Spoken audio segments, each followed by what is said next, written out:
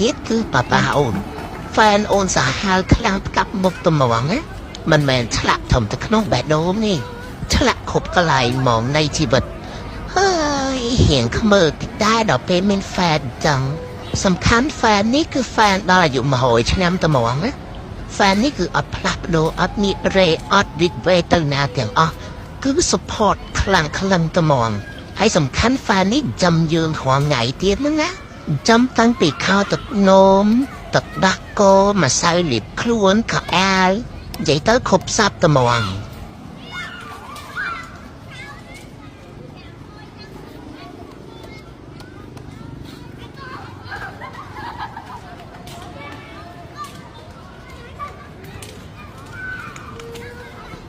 ទៀតគឺប៉ាប៉ាអូនហ្វេនអូនសាហាវខ្លាំងកាប់មុខត្មងណាមិនមែនឆ្លាក់ធំទៅក្នុងបេះដូងនេះ